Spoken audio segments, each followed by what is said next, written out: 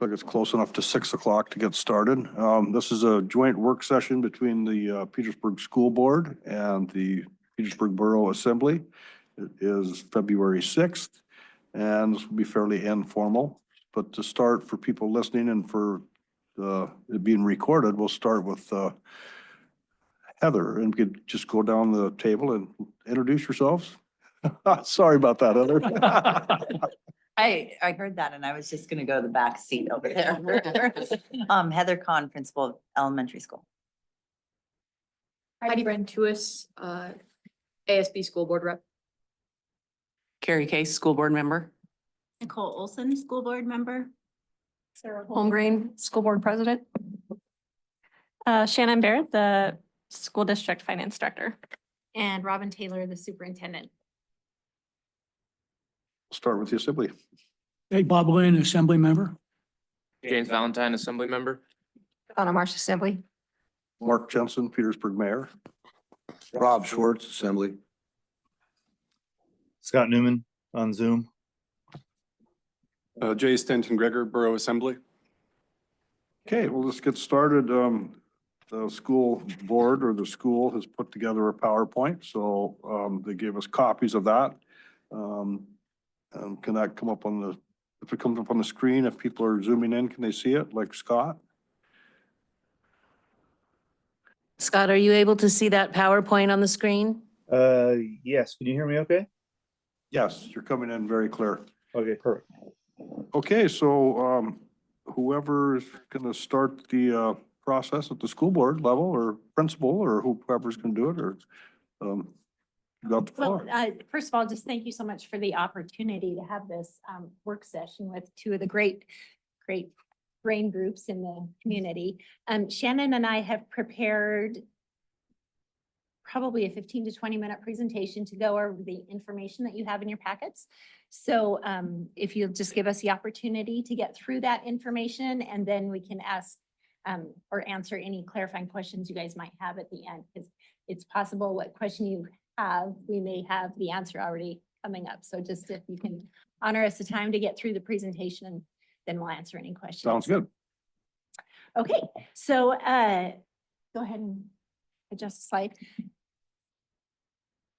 What we are presenting to you, first and foremost, this is called the pencil chart, and many of you may already be familiar with it. It is a graphic that the Alaska Council of School Administrators, which is a joint organization that encompasses the school business officials, superintendents, and principals in the state. They've been keeping the data as to what the base student allocation adjustments could look like. And so this graphic shows if the base student allocation had kept up with the cost of inflation since 2011. This one actually indicates what our purchasing power looks like. So if you can imagine, here is this pencil. One pencil in the year 2011 cost $5,680. The value of that today, or what we would be able to purchase, is not quite the full pencil, not even close. So that's just a visual that we've been using the last few years throughout the state as we've worked with our legislative body up there in Juneau, just to really get a visual. So what we are able to purchase today is not nearly what we could in 2011. This next slide is the same information, but the red line that you see on that graph indicates where we would be if our state had kept up with the cost of inflation from 2011. And so again, in 2011, the base student allocation was $5,680 per student before it gets plugged into that magical formula. That dollar amount today, all things even, would have been $7,769. So schools have been working hard and really trying to do the best with their given funds. And as we know, school districts don't have the capacity to create revenue streams. We only have the capacity to make a best guess with what we think is going to happen with funding. And sometimes that changes in June and July. So I'm going to turn it over next to Shannon to talk about some of the questions some of the assembly members had emailed us, so thank you. And then also showing kind of all of the extremes of what can happen with kind of what we know right now, like no BSA increase versus House Bill 69 that's been introduced, so that you can see, you know, we're doing our best guess with this huge spread of information. Yeah, thanks. So the next slide. I was asked to go over page 44 of our financial statements and audit document by a board member, or excuse me, assembly member. And this is a schedule of revenue, expenditures, and changes in fund balance, budget to actual. So for fiscal year 24, last school year. I'm guessing that I was asked to go over it because of the large variance. So the total variance is over $500,000 for fiscal year 24 of budget to actual.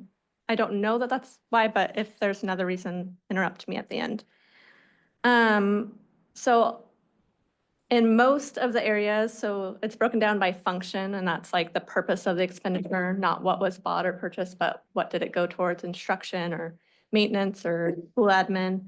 In most areas, it was salary and benefits that we were underspending, and that's due to some vacancies, unplanned vacancies, things we would have filled, but we had long-term subs that were cheaper in some of those, or we just had vacancies that weren't filled in anyway for parts of the school year.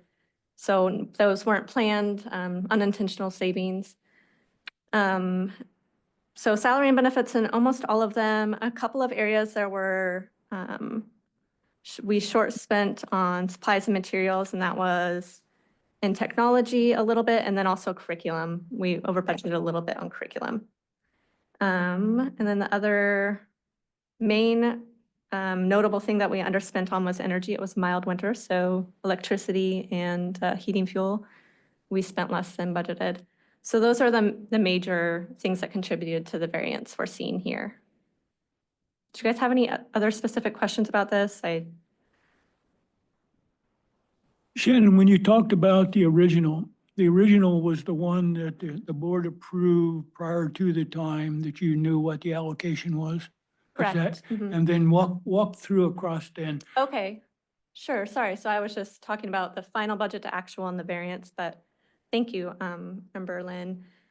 So also the changes of original budget to final budget, we always do a winter budget revision because we never know what our revenue is going to be when we approve our budget in June, because the state usually hasn't ever passed a budget by then. So, you know, we budget conservatively, we budget on what's in statute and what we know we'll have for revenue from the state. And then obviously also based on what we know we'll get from the borough. You guys are good about, we know what you've agreed to when we pass our budget, but it's always that state factor. So when we get our student final student count in October, and in July, we know our like actual BSA that we're gonna get. So then by November, we know what our actual revenue from the state is going to be mostly. There's still a couple factors that could change. And so the final numbers come out in March, but we usually know by November. Usually things don't then change again. Last year they did though. So always some exceptions. So that winter budget revision, we're always truing up to our actual revenue. So if we did receive one-time funding over the BSA, then that gets built in and we can then scramble and build in expenditures that we needed, but we couldn't build into a budget and take that risk. So sometimes that's in the way of like, you know, kind of filling the holes with like long-term subs or a part-time temporary position to try to, you know, put support where we can, or, you know, if we really cut supplies and materials, okay, we can give you what you actually asked for supplies and materials to departments. And then we often do a spring budget revision as well, which is when we're, you know, as things change throughout the year, there's some changes there. Last year, there was also changes to our state revenue in the spring budget revision because 2 of our SPED intensives didn't get fully certified, so we didn't get funding for them. So that's kind of what goes into that. Thank you. Yes. Question regarding, we're comparing this variance with the final, but yet the original is what, if I understand correctly, is what is being asked for. say, when the school board comes to the assembly and asks for money. So in essence, I'm wondering why we are comparing the variance with the final budget rather than the asked amount. Well, because the final budget has that true revenue from the state in it. Right, so I know with the initial request, you say you're requesting conservatively based on the information that you have with students and staff. But it just seems the gap is not as blatantly large by comparing it with the final rather than the original, if you see what I'm saying. Say, for example, the local sources, the original was 3.116. The final was actually 3.2 from local revenue, local sources. And the actual was 3.221, so even a little bit more. So I guess So if I can address that Sure. change, thank you for giving me the opportunity. So we made changes in how we were investing our invested funds mid-year last year. And, I was new last year, so that wasn't even something I was sure I was going to do. I mean, I didn't create the original budget, first of all. I came in and then, with Jody's suggestion and being at Alasba last winter determined that our invested funds could be making much better money. So we reinvested those and were able to, produce much better income Okay. on what we've got sitting as like fund balance. Okay. So this kind of leads into, we also got questions about fund balance, allowable fund balance, and kind of how that's also calculated. So just first, starting with kind of a history of where our ending fund balance has been and the percent of expenditures. So the state, in statute, school districts are allowed to have an ending fund balance that is equal to 10% of that year's expenditures. So, but that's been waived during COVID. It was waived, and it's waived through June 30th of 2025. So the end of year fiscal 26. So next fiscal year, the end of it is the first time we need to be back in compliance with that. So as you can see, during COVID, it definitely went up. It came back down in 2023, fiscal year 24. We knew it would be going back up. We had like the last of our COVID money. We had tons of one-time grants coming from the state in terms of COVID money as well, that were even coming out mid-year and in the spring last year, which is probably also some of the variances of the original to final budget. Some things we were able to move into grants, which is great. So some of the increase in fund balance from fiscal year 23 to 24 was planned. But the other part of that was the unintentional savings and vacancies. Most of that was salary and benefit savings. And we intentionally wanted to save going into fiscal year 25, 26, and, last year, and the landscape of the revenue shortfalls from the state and just not knowing how we were going to survive that. We do budget conservatively in that we budget on what's in statute rather than what we guess we might get, because we just can't take on that liability and that risk. So it has increased into fiscal year 24. We're budgeting it increasing a little bit in fiscal year 25. We made a lot of cuts going into fiscal year 25. Because again, we were budgeting on a flat BSA. We are getting 680 over the BSA in one-time funding. And some of those cuts, almost 7 FTE staff were a part of those cuts, and those have not been It's not been sustainable. We have been filling those with part-time subs and in different ways since we found out what funding we were getting from the state, because it's not working. So we are adding back in a couple positions for next year that have already been hired for, because we absolutely can't do without. So this is where we're sitting at right now for in our current budget that was already approved and amended in our winter budget revision.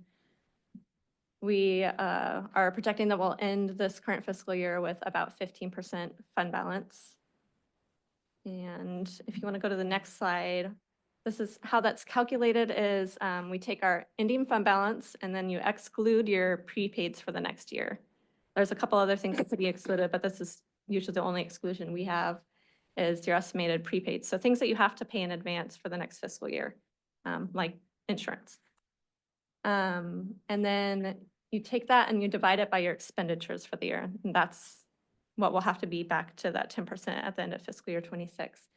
But again, here you also exclude from that total expenditures any transfers into other funds. Those are other financing uses and they're not considered expenditures in the operating fund, right? You're moving that money to capital. That's going to be capital expenditures, not operating, your general operating expenditures. So that's how that's calculated.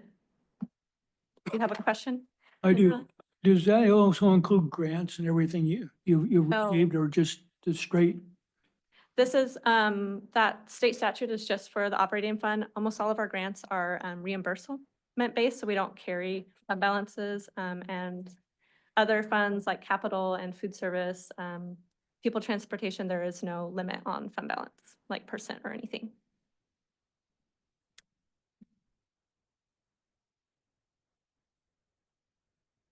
So, as I mentioned, some of what is excluded from that calculation is transfers to other funds. But this is what we have budgeted for transfers to other funds this fiscal year. Food service always has deficit spending. The school board gives free breakfast, whether or not we have a CEP for it. So we offer free breakfast to students. And that's second chance breakfast. It's after like first period. And then transfer to vehicle replacement fund, and then a $300,000 transfer to capital. And Yeah, with the capital fund transfer, we have identified two significant areas of need coming up. One is a condition survey, which is bringing the architectural firm LCG that we work with into the district to do a comprehensive review of all of the district's facilities to really identify areas where we might need some work. I researched, and the last time it was done was 2008. So when we do apply for capital improvement projects, one of the questions that they ask on the checklist is, have you had a condition survey done? Like, have you identified through an architectural firm that there is need for this ask that we're asking the state of? And when they do their ratings, I had looked back and it was about 10 points on the rating system.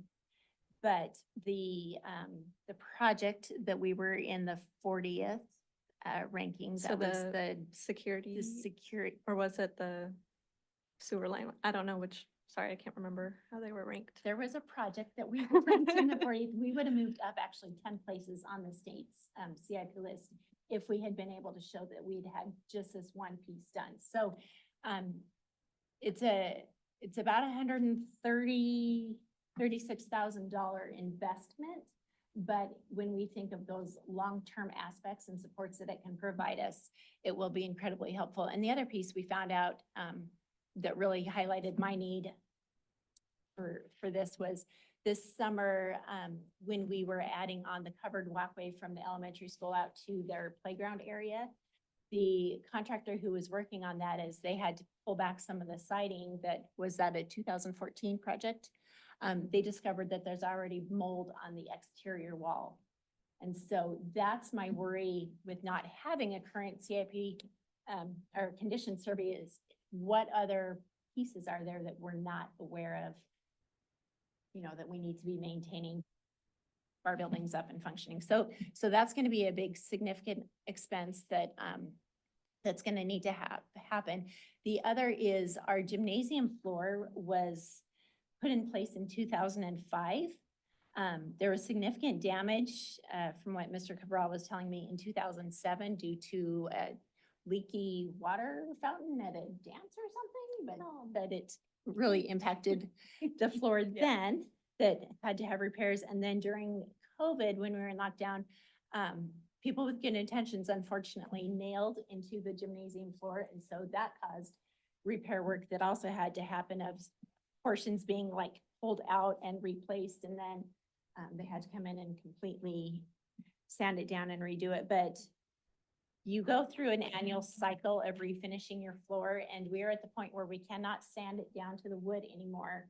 And there's the firms that come and support us said we're really down to only 7 or 8 more years where we could actually refinish it with the oil-based wax that they do in the summertime. So it's quickly seeing its lifespan ending. So that's the other significant area that we're looking at for the capital fund. Yeah, and we're worried about, and we know we need to figure out what we don't know with that condition survey.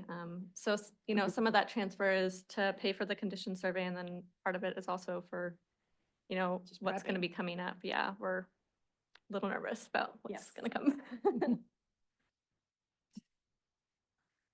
So now I'll get into and go through 3 scenarios. There are like 2 ends of the spectrum and then kind of a middle ground.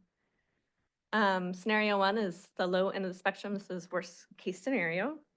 This is looking at our current year, right? These are things that has like our numbers from our winter budget revisions, so our current budget for fiscal year 25 in there. But then looking forward and projecting out to fiscal year 26 and 27, looking at a flat BSA in those years. Unfortunately, the governor in his first initial budget for fiscal year 26 did build in a flat BSA. Hopefully him and the legislator can find some common ground and we can get higher funding than that. But this is one outcome and it's the worst one. So we do also have a drop in students. You can see we have 456.8 this year. We're projecting 440 next year and then 434 the year after that.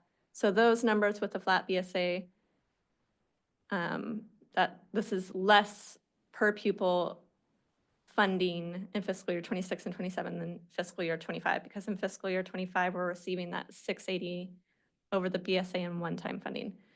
So this would mean less state revenue. It would also mean that the borough local max, the amount that you could contribute up to would be less. So I've just built in what the max would be for borough revenue.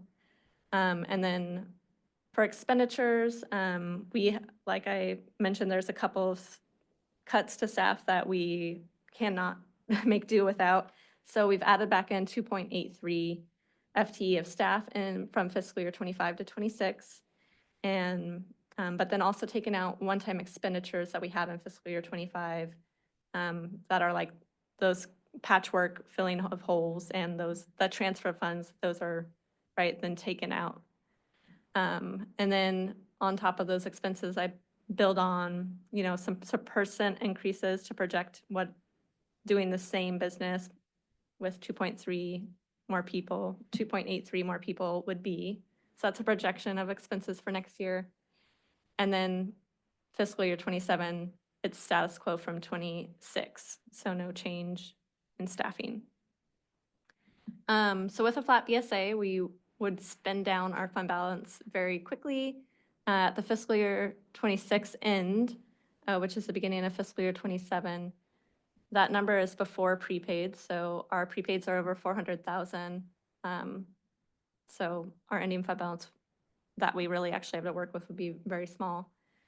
Obviously, end of fiscal year 27, that's not something that we can feasibly do, go in the hole, almost 1.5 million. So we would have to make massive cuts in this scenario, obviously. That would be very detrimental. It'd be a lot of staff and programs. So this is just the worst case scenario. So the next scenario, thanks Debbie. Scenario number 2 would be the same per pupil funding that we're receiving now, that 680 one-time funding over the BSA in the next 2 years. It's still less overall revenue from the state because our student count's going down. And then we've built in just like what the rounded to the closest $1,000, what the borough max contribution is in those funding scenarios. But in all 3 scenarios that we're looking at, the expenses are the same. I'm just building in what the state funding would be in that case, and then what the allowable max borough funding is in each case. So in this scenario, if we receive the same per pupil funding in the next 2 years that we're receiving now, it's a much better picture, but we're still obviously spending fund balance. We do need to spend fund balance down some, because we do need to meet that 10% at the end of fiscal year 26. We're not worried about being able to do that. We have a long list of priorities that we'd love to add back to our budget in the way of expenditures. But again, then by end of fiscal year 27, just with these same expenditures, then we're down at a fund balance, and we can't just keep spending. We'd have to be making cuts in this scenario as well. And then the next scenario is very much nicer. So House Bill 69, maybe I'll let Robin explain Yeah. that funding scenario a little bit before I Yeah, get so to it. in House Bill 69, if you have not had a chance to look at the language, it's when you originally read it, it looks like it would be an increase of 1808 to the base student allocation, but it would actually be more. We just haven't not yet heard exactly what that would look like. But the way it works would be starting in fiscal year 26, so July 1, right, of this coming year. The CPI, Consumer Price Index, would be looked at from fiscal year, calendar year 21 through 23. That inflationary rate would be calculated first, added onto the BSA, then $1,000. And then going into fiscal year 27, the state would look at the Consumer Price Index, the inflation rate from years 22 to 24, add that onto the BSA, and then add $404.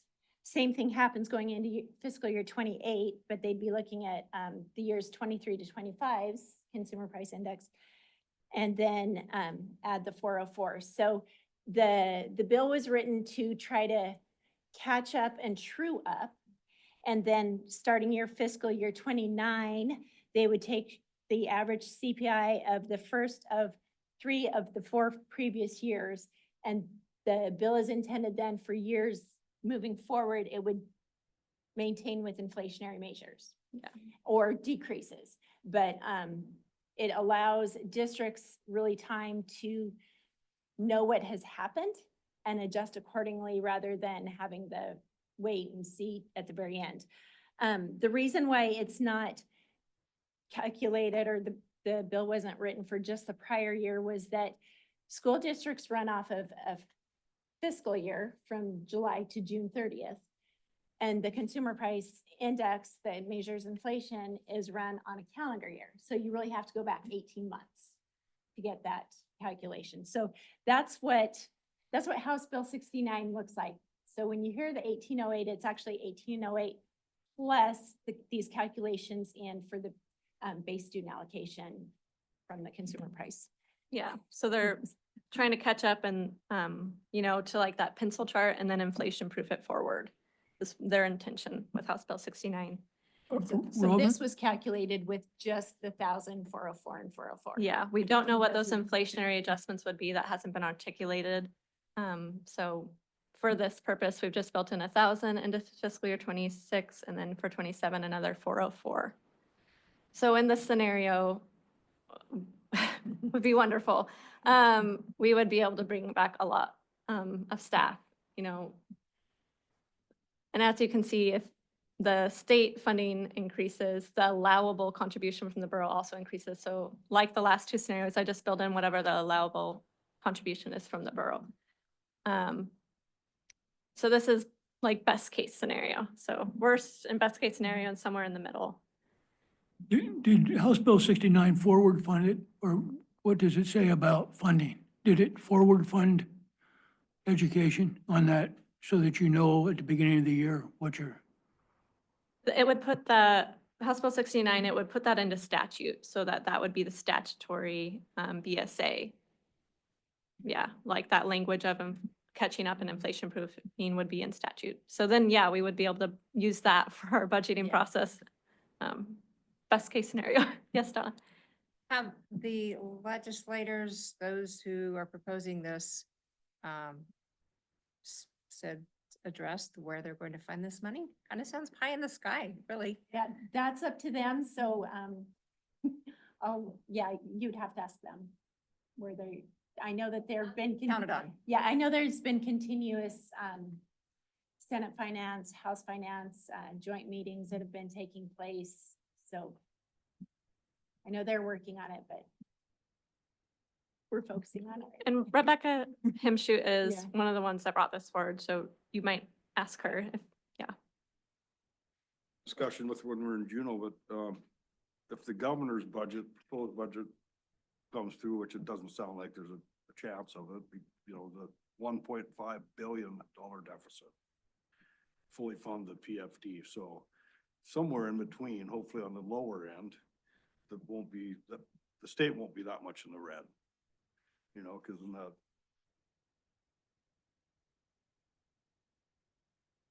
Yeah. What's happening right now is the governor issued a budget that did not include any school funding in it. The legislature, both the House and the Senate, it kind of expected it, and they've been working on this House Bill 69 is kind of the vehicle they're using at the moment. It got a little bit contentious, and so they've decided to meet in private. So representatives from the House and the Senate are meeting with the governor's office in a private set of meetings to kind of work through what this is going to mean. They're allowed to do that. You folks are not. But anyway, so the hope is that they can get something done and tackle the issue of where's the money going to come from? Because you're right that, you know, the Senate in particular has made it very clear they're not going to drain or take money from the Congressional Budget Reserve. So answering the question of where's the money going to come from is going to be pretty big. It'll likely have to come off the dividend and, you know, alter what the dividend payment will be. So, and even that may not be enough, but it's unfortunate. well, that's kind of what our lobbyist insinuated today, but I mean, he's just assuming, I mean, so we'll hope for the best. I had an answer for you, Donna, but they're working on it. yes, hopefully they can sort it out, find some common ground. So yeah, those are the ends of the spectrum. But then moving on. Yes. You have to go to a mic. Ooh, Jody? Curious, can we go back to that last slide? Sure. It says the actual student count was the 456. I was just wondering what your projection was going into this year. What did you budget for originally? We projected 454 for this year, so really close, and we budgeted 450.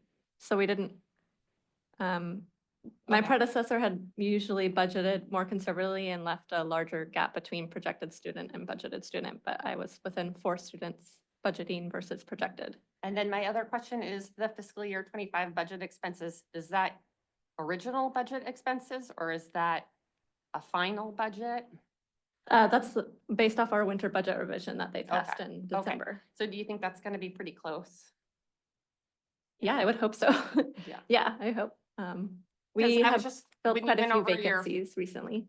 fiscal year 24 actuals, I Mhm. mean, that budget is $1.7 million more than fiscal year 24. So I was just wondering if that was your original, I thought maybe that was your original number, but it must have gone up quite a bit.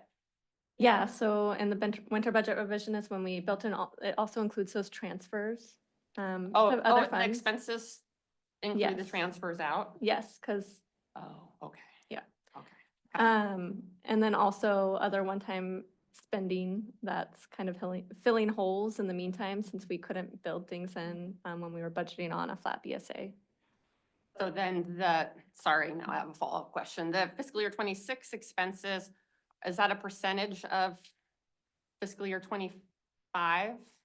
So first I backed out the one-time expenses that were just, you know, the transfers and the, you know, filling holes and one-time expenses. And then I billed on top of, well, then I added in the 2.83 FTE that we've hired back for next year, of the almost 7 FTE that we cut, that we felt we really could not do without and we needed to hire sooner rather than later, for next year so we could find applicants. And then on that, then I build on some percentages. So on things like object codes 400s, like the supplies, materials, services, travel, I build on a 13%, and it's been like 15% was what was always increased in that area for quite a few years when I've looked back. So that's kind of conservative. And then looking at like negotiated agreements and salaries, we have negotiations coming up with PDSP, so we don't know what there's going to be. So kind of a guess on theirs, but looking at our actual salary schedule for certified teaching staff for next year. And then we've already signed contracts with exempt staff for next year as well. So some of that's known and some's a guess for the classified staff. Yeah, so.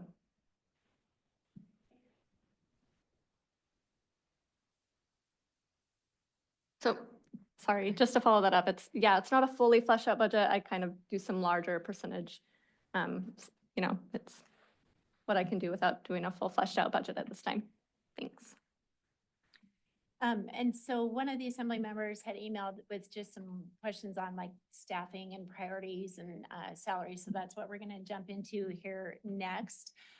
This is just to show you through our administrative team and we've had a couple of district, or at least one district budget work session with folks to really talk about both short and long-term liabilities and priorities. This would represent our long-term liabilities that have been identified immediately.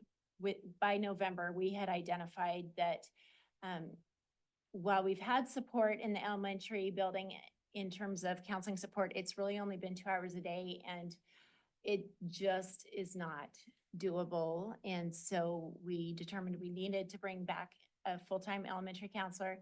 And then same concern we found at the secondary end in mathematics. And so those positions have already been posted and filled. We've got some great individuals coming to join us.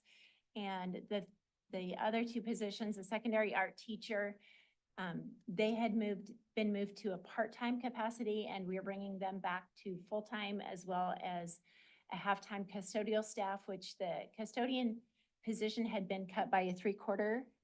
Yeah, we had cut FTE. from 24 to 25.75 FTE, so we're bringing back most of that. Yeah. If you know any of the elementary teachers and have had a chance to speak with them the first half of this year, they were exhausted. We didn't have full-time custodial staff, and we had not been able to maintain the level of cleanliness that are expectations for industry. And so our teachers, bless their hearts, were emptying their trash, wiping down their tables, vacuuming their floors, doing what they could to help keep their classrooms clean and sanitized and healthy for students, when really their time and energy is best spent focusing on students and their education. So we were able to bring some folks back, and we are now staffed at fully staffed for custodial, and it's making a huge difference. So those 4 positions have been posted, hired, and are coming back. And then this is just the next level of priorities that we have identified through our administrative team. So if the moon and stars align and we do get an increase to funding, then the next staffing position we'd bring back is an elementary schools specials teacher to help offset those needs in art, music, PE. I know Ms. Khan's been like crossing her fingers and hoping that we do get some funds because they're tired. And then that same aspect at the middle school, bringing back another teaching position that had been cut. Just across the board, our staff is working hard. But what you see up here, these are not new positions. These are positions that over the years have just been slowly pulled back because of our funding situation. So if you looked back again at that pencil chart at the beginning, like just over time, it's just been this gradual pullback. I was sharing with Shannon this afternoon. I was reflecting back when I first arrived as a teacher, And the opportunities our students had here for electives classes or electives in science, additional offerings there, it was much more broad than what we're able to support now. And we had additional paraprofessionals that were not tied to special education, but tied to just additional support in the building that could say, hey, Johnny, I know you're struggling in math and let's go over here and let's work off on the side and I can help you through these problems. But right now our student class sizes have continued to increase and we just haven't had this.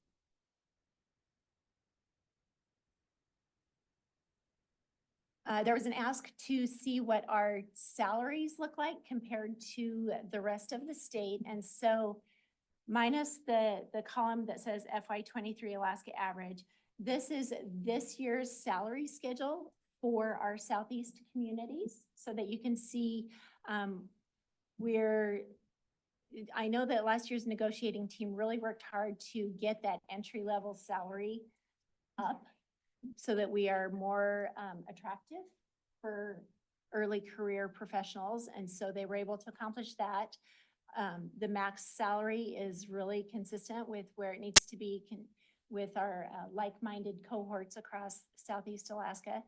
And then I put the 8 years piece in there because that's the maximum of years with our negotiated agreement that a teacher could bring into the district. So just to kind of give that comparison across the state. To note on here, Juneau and Ketchikan's teachers work, Juneau's teachers work 185 days, Ketchikan's work 183, and the other contracts are at 180 days. So just kind of Aren't we at keeping, 190? or 190, I'm Okay, I was like, wait, what? 190, thank you. Then the FY '23 Alaska average, so this is 2 years ago, what the average entry level wage was in the state of Alaska was 51,000 and the maximum exiting was 92,000. So you can see, you know, that's FY '23 and our Petersburg data that is presented up there is FY '25. So just giving you an idea of where we're sitting in the state. And then Mara was able to find for me from FY '24, the Alaska Association of School Boards shared that out of 36 reporting districts, our Petersburg base salary ranked 32. And then again, out of the 36 reporting districts for the top salary, Petersburg ranked 28. And just overall in the state of Alaska, there are 53 school districts. We thought we'd also update you on the bond capital funds and their planned spending schedule. So here in a couple months, the bond will issue. Thank you, Jody. And the total bond amount is 3.5 million. Jody's estimating that 25,000 will be needed to cover the bond issuing expenses. So that would mean 3,475,000 coming to the school district for these CIP projects. The majority of the work will take place this summer, summer 2025, and that is the entire middle school, high school roof project will be happening this summer, and then phase 1 of the security entry and office remodel project will be happening. The first phase is the office entry remodel. And then phase 2 will be in summer of 2026, and that'll be the door replacement portion of that project. As you may remember, we did receive an award, and we will be receiving 65% reimbursement on the middle school, high school roof project from the state. So through their CIP grant program. I mean, it kind of works. We had planned to do it all this summer. You know, in entirety, both projects. And that would have been great to get the bond done, but it kind of works out that we couldn't do the door project until next summer because we don't actually have drawings have from all the drawings, LCG yeah. and cost estimates through a firm. So that's put off till next summer, and it's nice in the way that if something comes up with one of the projects this summer, and it goes over budget because they find something when they're getting into stuff, or, you know, how projects go. If it goes over budget, that means we would reduce how many doors then get replaced the next year, so we can still keep within that spending limit. So it's a little bit fortunate that we can have that phase 2, and we're working on a priority list of which doors would be the top priorities and which ones would get cut depending on how much of the bond funds are left next summer. So this is the exciting stuff I love to talk about.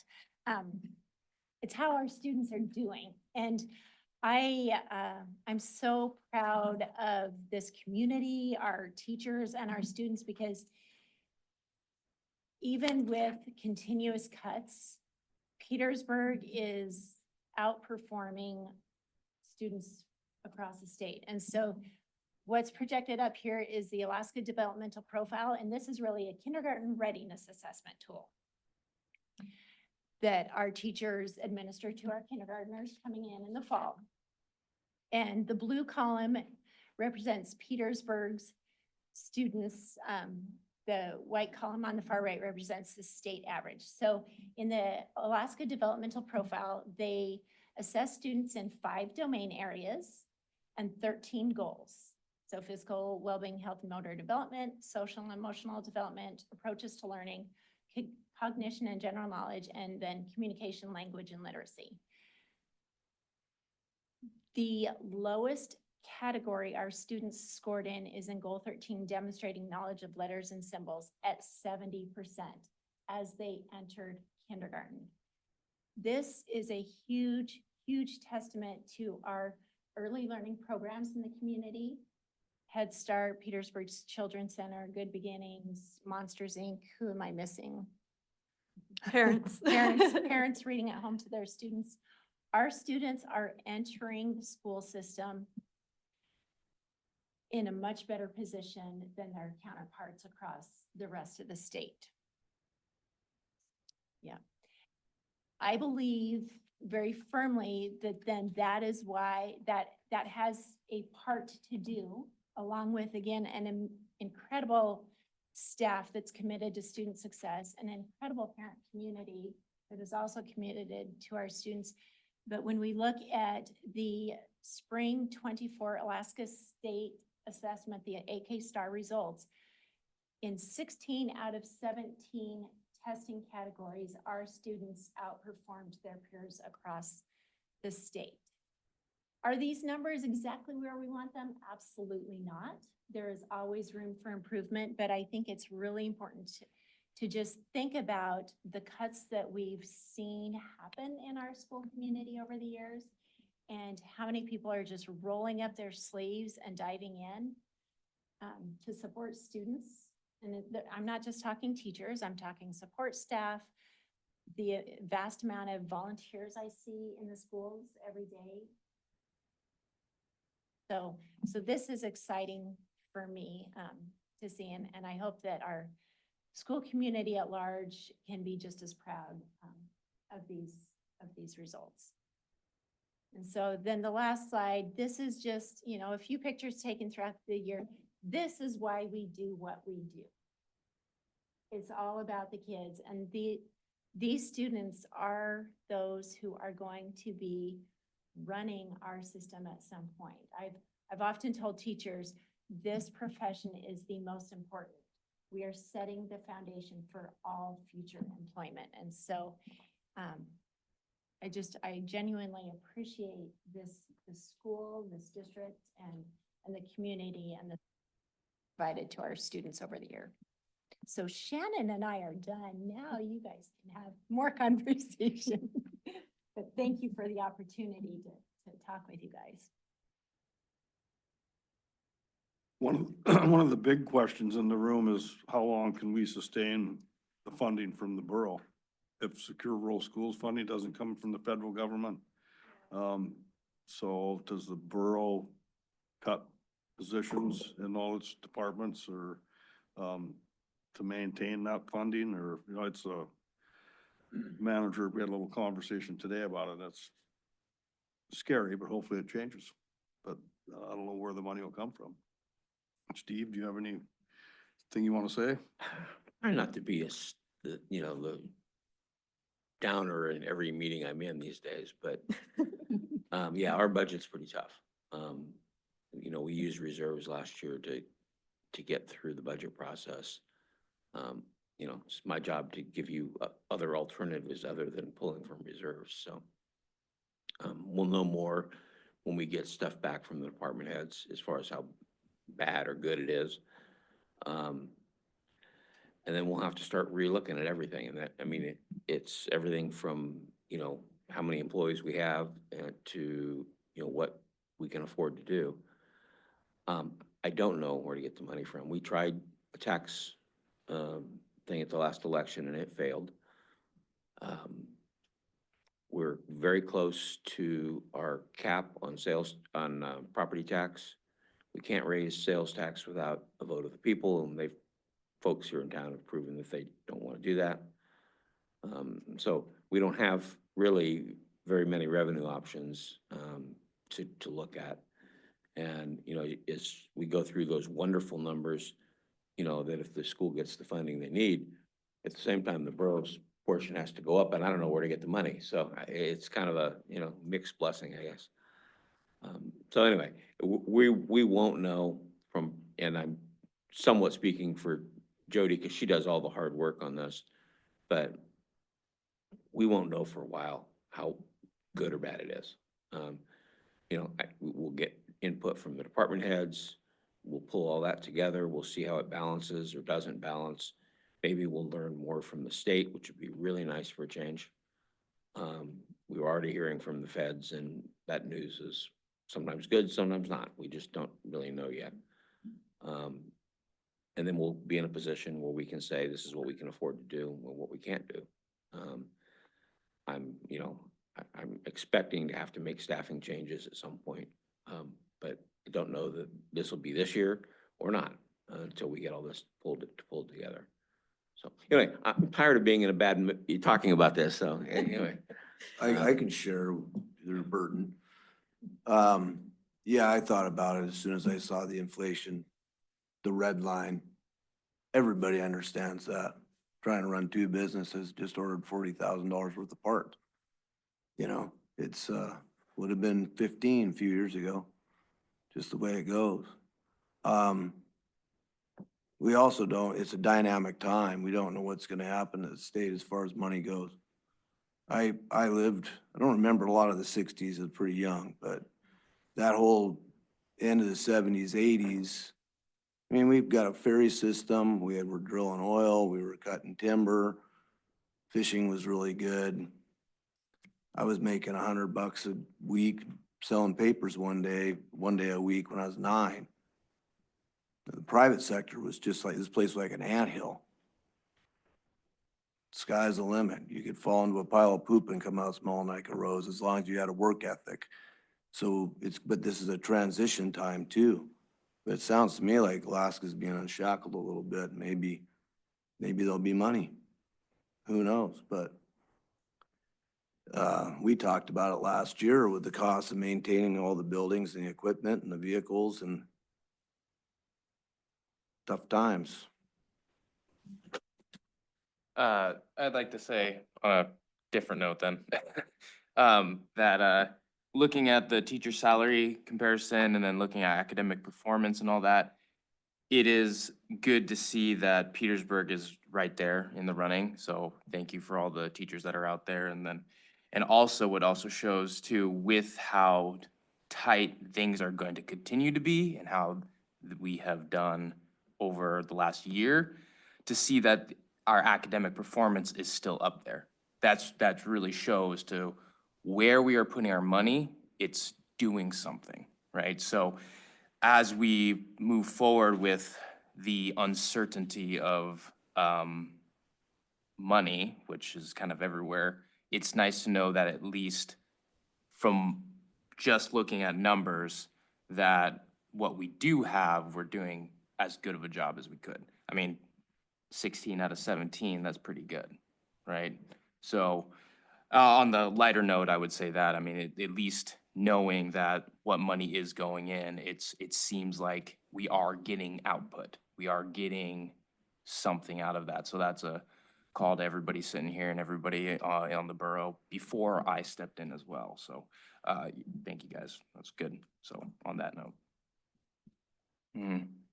I think I'll just briefly chime in, since this is the school board assembly work session and there is much uncertainty as we know and has been discussed, and we move forward with our budget process here shortly. I guess I can only speak for myself as a backup.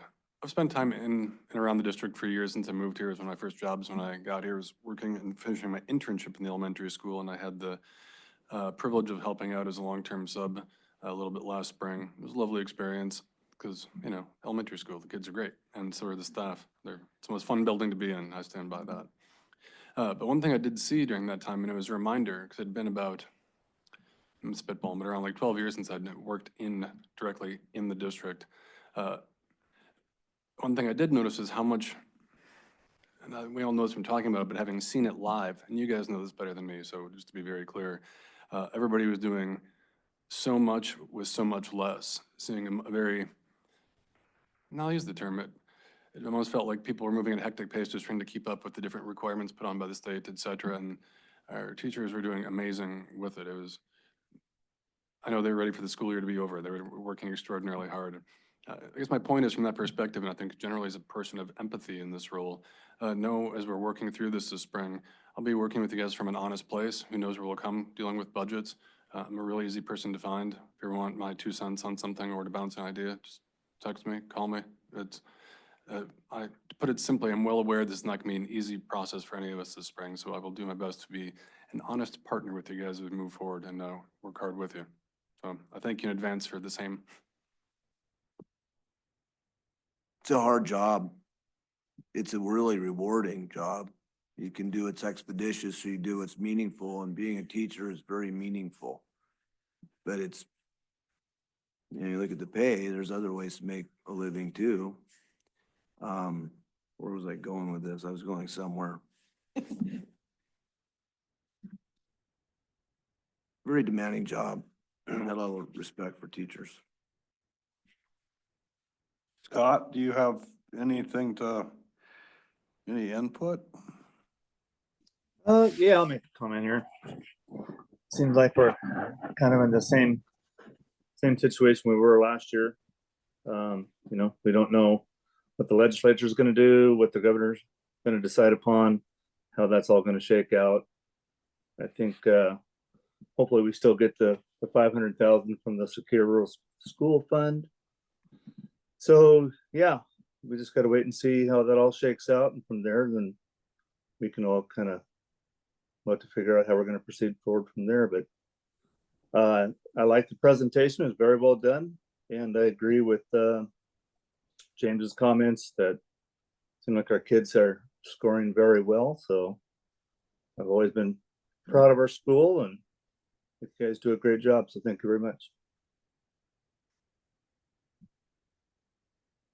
Any other ideas, comments? I guess time will tell when we see. New ideas, but I don't know if this is the right time. It probably is not going to be well liked, but especially after the newspaper article just even last week about our demographics. So I think of back, you know, when we were younger, there was a lot more money to facilitate education as well as many things.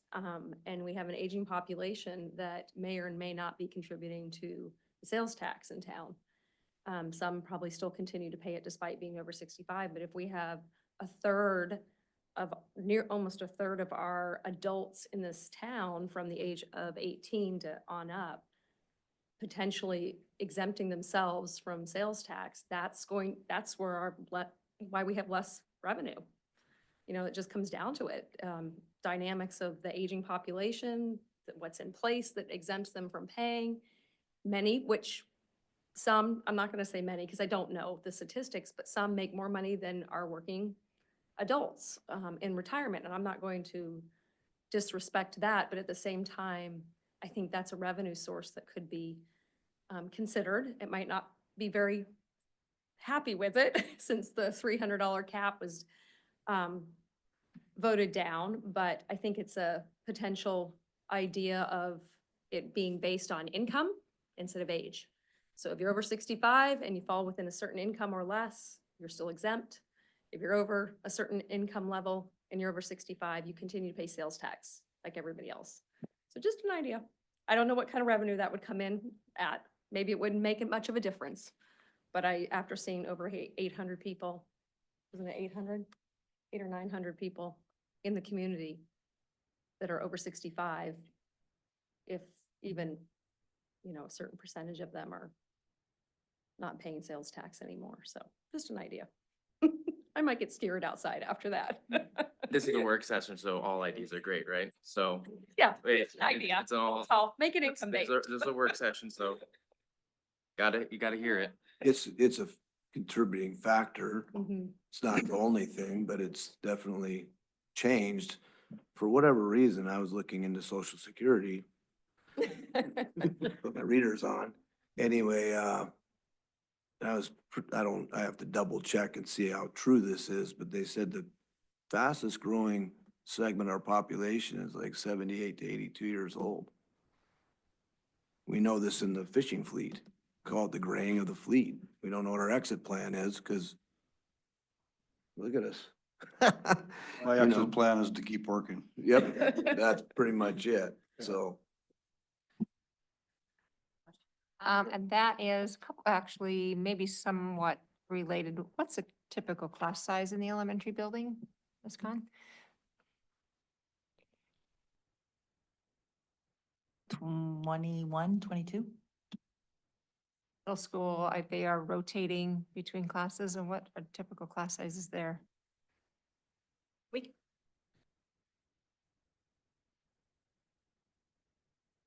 I feel like we just looked at this a couple months ago. Can't remember. Heidi might know. Yeah, Heidi, tell us your experience.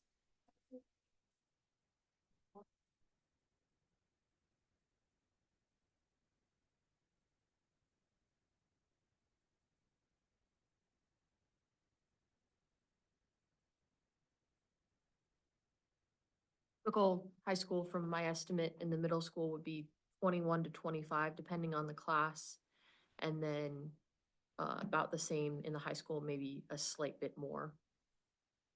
But grade sizes all depend. And that's grade size usually depends just on with that. one teacher unless you have a paraprofessional in there as well, yeah? Okay. And we don't typically have gen ed paras anymore. We only have a couple in the district.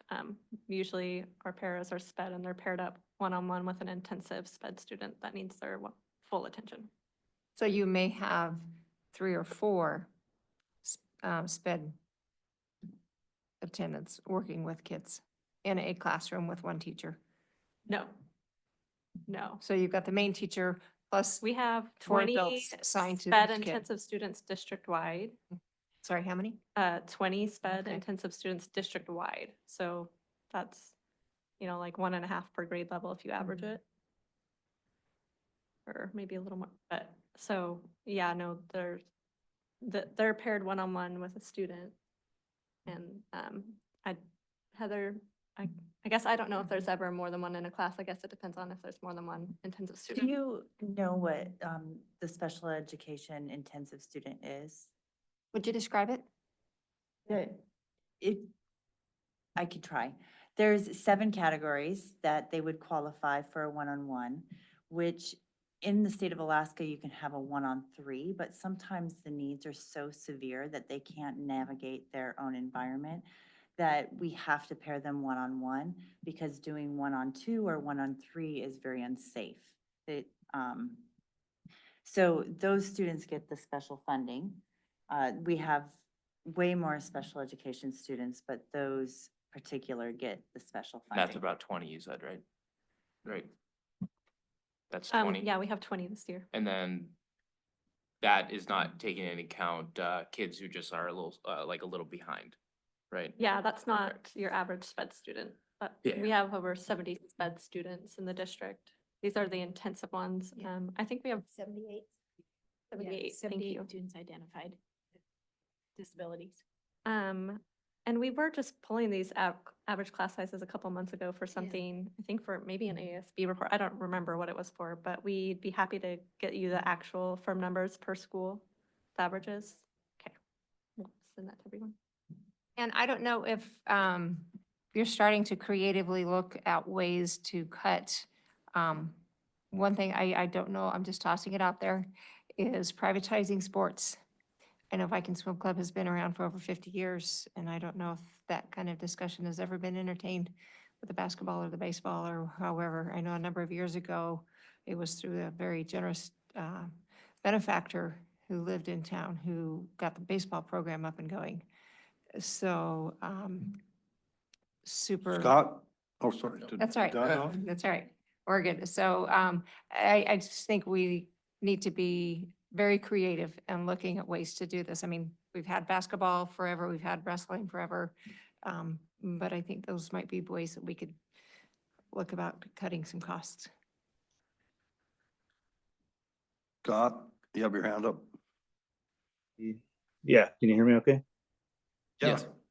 So I have a question. My question is, has the school administration, do they have a plan moving forward if we come to the point where we have to start, where the school has to start making cutbacks?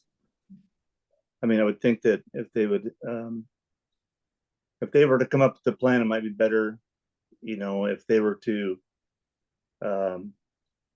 systematically go through their budget and see where they could make cutbacks rather than have the assembly or the borough administration do it. Yeah, in our budgeting process, I work with each principal and like director or department head in, formulating their portion of the budget, kind of what's their ask and, if we are budgeting on a flat BSA, well, okay, what can I get that down to? And so, yeah, they do have a say and are a big part of that process. It usually comes down to staff. Programs are supported by staff. Staffing's most of our budget, so big cuts would be programs and staff, yeah. Yeah, it's my hope that we don't end up in a situation similar to, if you've read the news, Anchorage School District is looking at completely cutting middle school activities. They're looking at a complete cut of nurses at school librarians. They're Counselors. consolidating buildings. I believe they're planning on closing 2 schools. Fairbanks is looking at closing 4 or 5. So we would be looking at some drastic measures as well. And I mean, just like, as you guys are, it's the reality of where we may have to go if, if the state's funding formula doesn't change. Yeah, I would like to see, I mean, I don't know if you can come up with some document or game plan moving forward, but I think it's always better to have a plan, a contingency plan, so to speak, so that when the time comes, you have a plan instead of all of a sudden, being shocked that we don't have a plan. I think, of course, trying to plan for the future is ideal, but I think the reality is if we make if we are in the position of having to make drastic cuts, it's not going to be the board doing it by themselves. It's going to be extensive work sessions with the community because they're going to need to direct what are they willing to live with.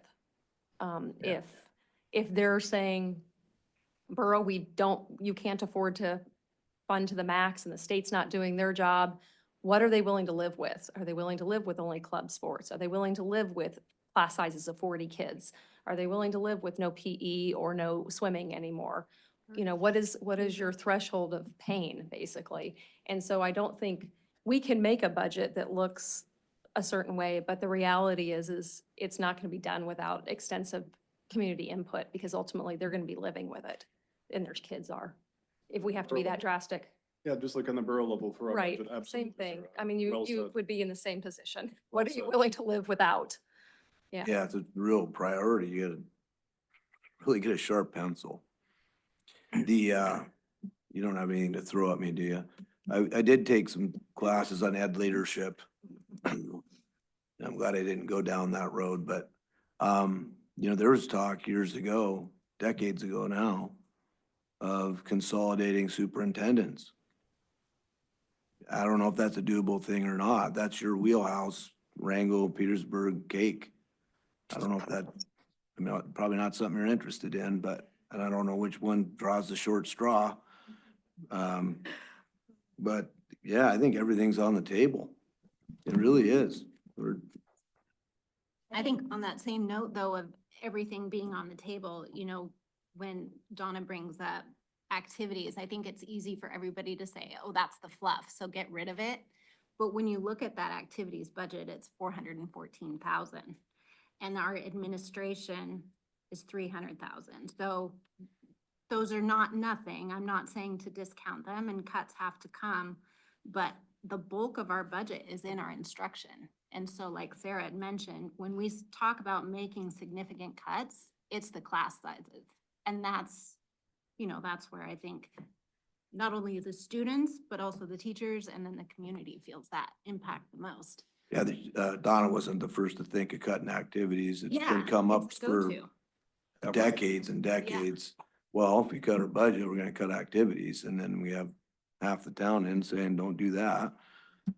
And so then, it's an old device, but we did run club program for kindergarten through 5th grade for a long time for wrestling. We had 140 kids for a few years there. It's a lot of work, but it can be done. I'll just throw in my father-in-law, who has since passed away, did his dissertation back in the 50s on class sizes and the impact it can have on a child learning. And I find it quite ironic that we're all still kind of scratching our heads why that, not us, we don't have control of that, but those that do have control of the purse strings, why it's still a mystery, and why districts are having to cut class or cut schools, and they're going to cram more kids into the classroom in Anchorage and yet still expect the kids to learn.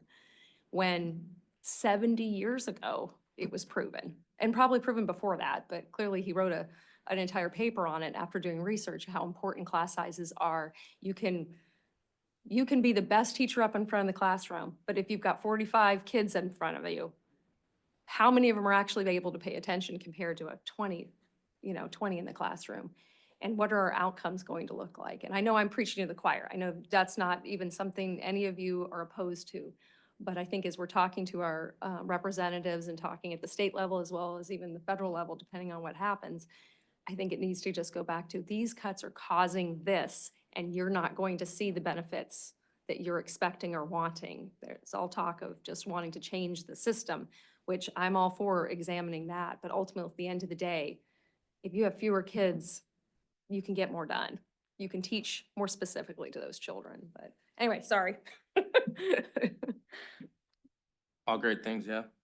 I guess like at the end of the day on the borough side, it just makes me, as I'm listening to it, because it's all about funding, but like us and the team here of assembly members will have to do our best, to do what we can to bring more revenue to Petersburg, right? So we'll have to, we'll have our own work sessions and whatever to try to figure out other ways to draw in more revenue.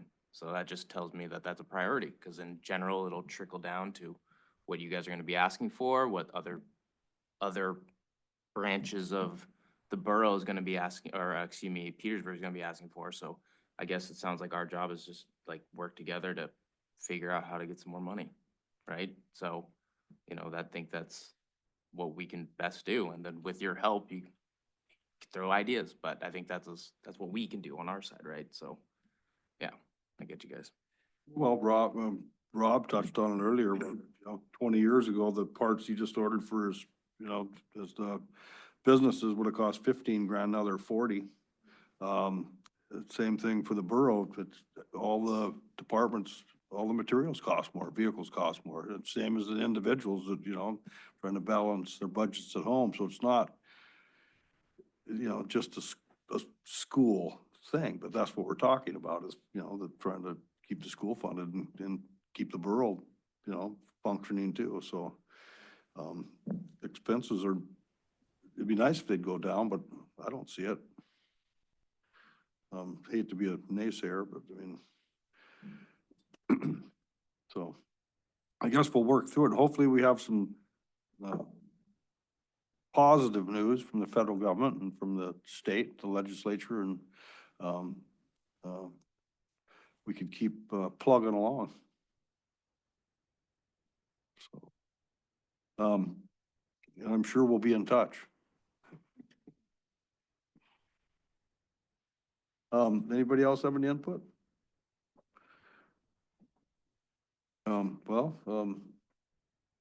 It was informative. I guess I have one question. I heard on the KFSK last week, and correct me if I'm wrong, but maybe I didn't have my hearing aids in.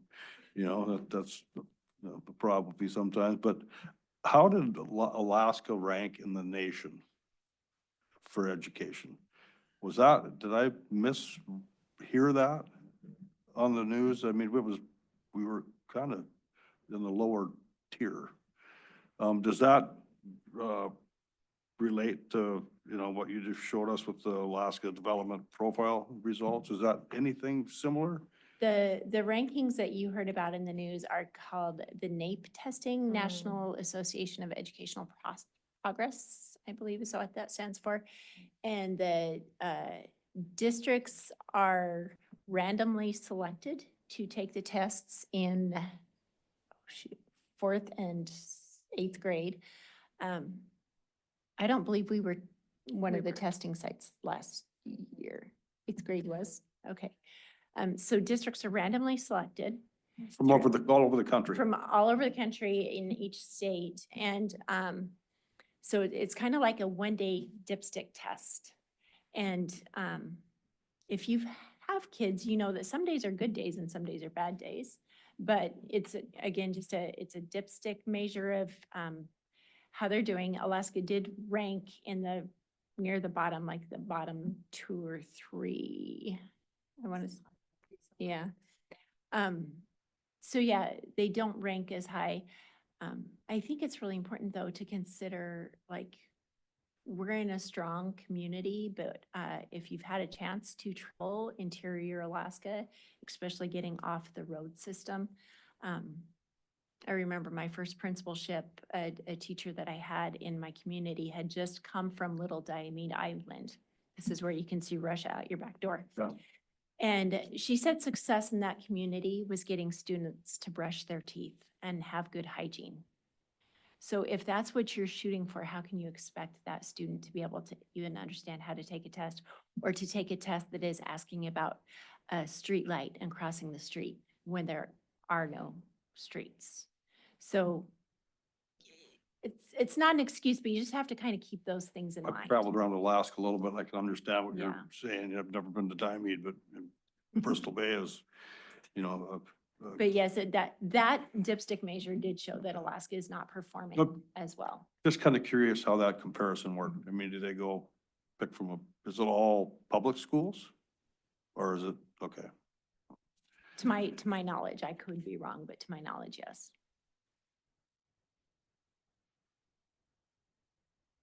Anyway, it's like we had a work session with the hospital board, and my last comment was I just hope the money falls out of the sky. But, yeah.